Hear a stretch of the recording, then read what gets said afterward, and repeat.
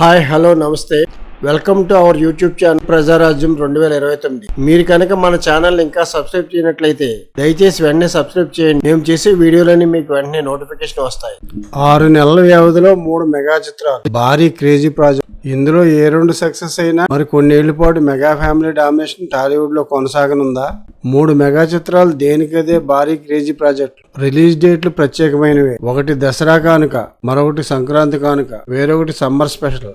అవే OG, Peddi, మన శంకర్ వరప్రసాద్ గారు MS.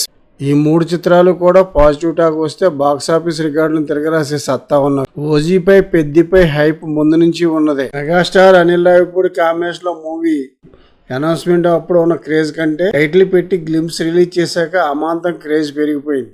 OG గురించి చెప్పాలంటే పవర్ స్టార్ పవన్ కళ్యాణ్ కీల్ సాబ్ తో రీఎంట్రీ ఇచ్చినప్పటి నుంచి అన్ని రీమేక్ మూవీలే చేశారు. చేసిన ఒక్క direct movie Harihara Veeramallu commercial movie కాదు, హిస్టారికల్. పైగా డైరెక్టర్లు మారటం, 5 ఏళ్ల నిర్మాణంలో ఉండడం వల్ల క్రేజ్ చచ్చిపోయింది. కానీ ఓజీ అలా కాదు.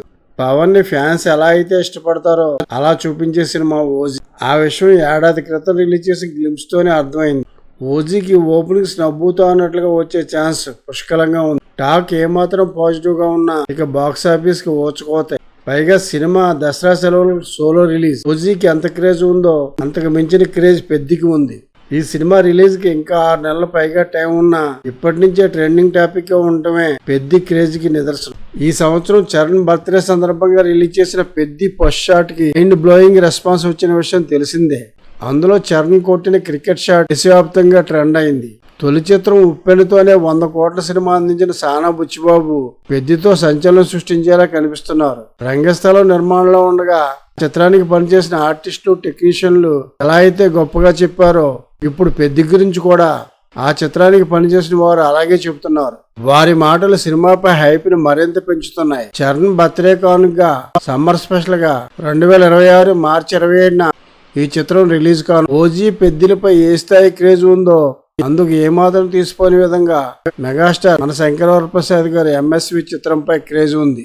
మెగాస్టార్ బర్త్డే సందర్భంగా రిలీజ్ చేసిన MSV టైటిల్ గ్లిమ్స్ సినిమాపై అంచనాలు ఒక్కసారిగా పెంచేసింది. 2026 సంక్రాంతికి రిలీజ్ అవుతుండడం MSV మూవీకి అదనపు అడ్వాంటేజ్.